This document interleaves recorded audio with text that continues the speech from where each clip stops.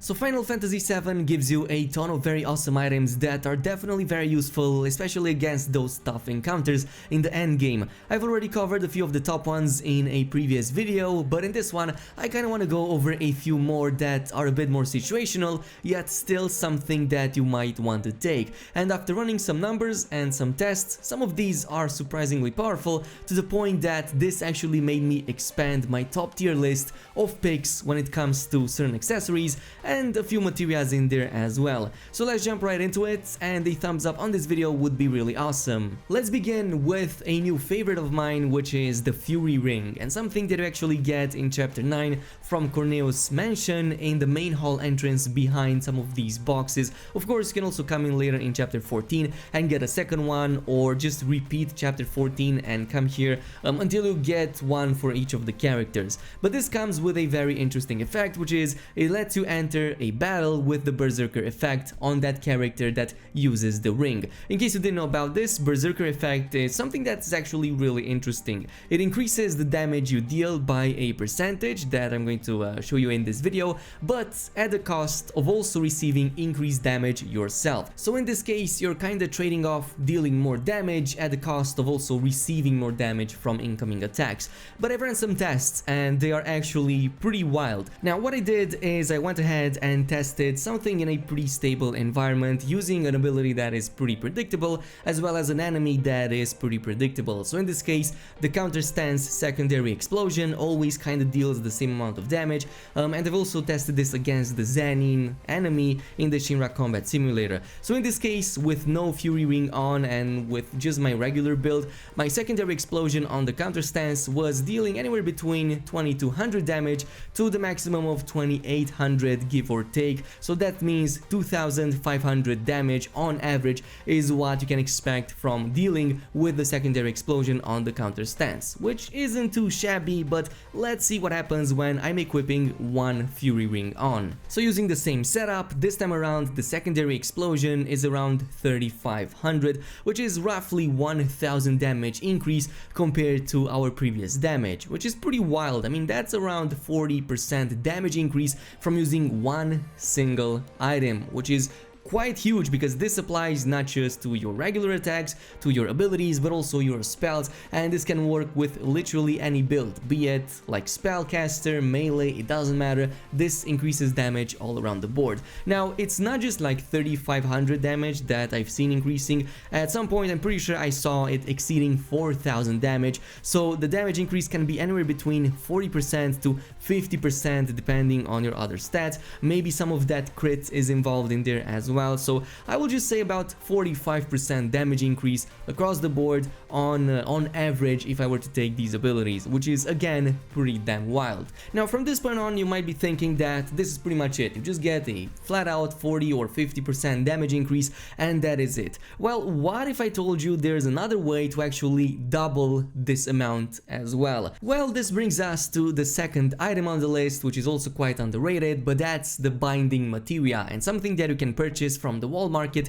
for about 3000 gil from the materia merchant, about starting in chapter 9, but you can also buy it in chapter 14. Depending on the level, you can either cast sleep, silence, or at the maximum a berserker buff on the enemy. And remember how I said previously that that berserker buff provides both damage increase for yourself as well as damage received on yourself? Well, that still holds true for the enemy as well. So basically the synergy over here is that you can buff yourself with the Berserker Ring to increase your damage by about 40 to 45%.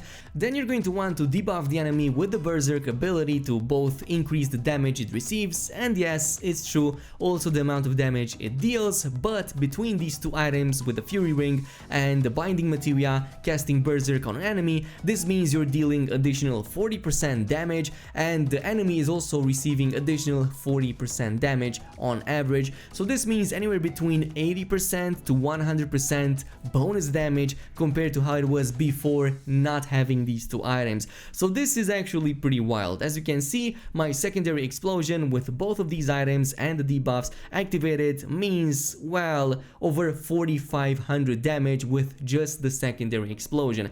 If you don't really know how much that number means, it's basically more than some of the higher spells in the game.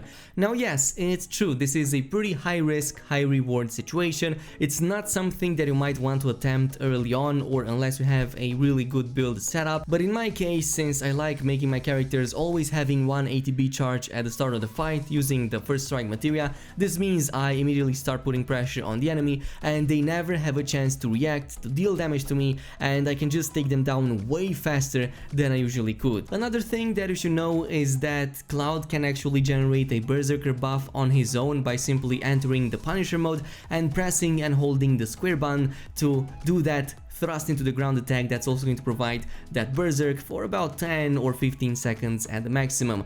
This means that this is more suited for other characters that aren't able to generate any berserkers, so go ahead and use this on maybe Tifa, maybe even on Aerith. She can definitely make use of it. Just be careful that you cannot use the berserk on certain bosses. I'm pretty sure that none of the bosses in the game can be debuffed with the berserk, but it still works if you just use the Fury Ring, and that's still going to be a huge increase in damage. Anyway, let's move over to some other accessories that give you some really interesting buffs, and in this case I want to go over the Enchanted Ring, which has more than one usage. You can get this by stealing it from the Behemoth enemy in chapter 14 from one of the side missions called Subterranean Menace that puts you up against him for the very first time. So this is the way you're going to want to do it. But what this does is it extends duration of beneficial status effects applied to the user, including mana wall, haste, even regen by quite a significant margin. So I ran some tests again, and here is for example one with the haste. In case of the haste, the regular duration is about 1 minute and 50 seconds without using any enchanting ring. So this is what you can expect from haste to work for by default, about 1 minute and 50 seconds on the character you cast it on. If you couple this with the Enchanted Ring, this is going to bring the timer to 2 minutes and 15 seconds. That's about 25 more seconds of having haste upon yourself, or about a 22% increase in buff duration, which isn't something that you should overlook because these can definitely stack up in long battles. So if you were to fight against a tough enemy, you can cast a mana wall that's going to last for much longer, you can put a regen that's going to last for much longer and heal for way more, and overall this is what you're going to want to use to bypass some of the magnified debuff to spell efficiency, which brings us to its second usability, which is of course compensating for some of the magnified debuff to spell efficiency. If you have it at the maximum stars, it kind of brings you a debuff of about 25% to your spell's efficiency. In the case of spells that have a duration, that means they will last about 25% less time than they would have without this. So let's say for example you have a magnified mana wall to give a party-wide buff. In this case it would last about 45 seconds.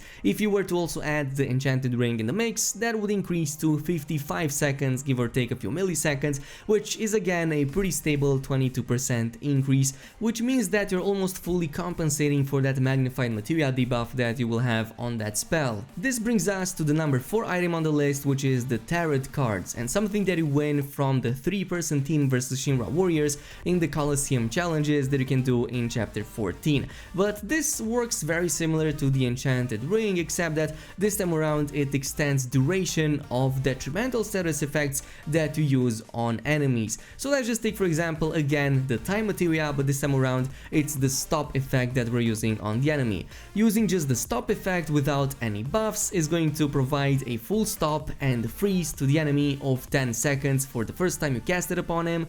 The second cast is going to provide a 6.5 seconds, and the third one is going to provide only 3 seconds of stop on the enemy, with the fourth being a full-on resist. But let's see what happens when we also add the tarot cards in the mix. So this time around the first cast is going to freeze the enemy for 12.2 seconds, give or take a few milliseconds. The second time is going to be 8 seconds straight. third time it's 3.5 seconds, and again the fourth time was a full resist. So that is again a pretty consistent 22% increase in duration of that debuff on the enemy. Now you might be wondering, how can all of this even be useful? Well, here is one of its biggest advantages, and that is the fact that you can again use stop on enemies that are staggered to completely freeze their stagger meter. And what this means is that they are going to be staggered for way longer, including the bosses, well, with a few exceptions over here like the fat chocobo, but otherwise this means they're going to deal damage for way longer, that debuff is going to last for way longer, including the damage increase upon them, and it's all around going to be amazing. It means that many of the bosses in the game can now be one shot in one single stagger because of this item over here alone. Finally, this brings us to one more item on the list, which is also a favorite of mine, but this is the Whistlewind Scarf, something that you get as early as chapter 8 from the Mughal Emporium vendor. But this lets you begin a fight with some of your ATB already charged, which is invaluable against most of the enemies and against most of the encounters in the game. I've said this many times in the past, but having that benefit of immediately starting a cast at the start of the fight can change the tide of battle in your favor for the rest of the game. This is one of the best strategies that worked amazing for me, since it lets me put immediate pressure on the enemy as soon as the fight starts, and that also means I can immediately start staggering him or maybe deal more damage before he has the chance to deal damage upon me. But yeah, these are the items for today. Now let me know down below if there's any other awesome combinations that you know of, and I'm gonna feature them as well as your name in the next video. But yeah, this is pretty much it for today. Thank you so much for watching, and peace.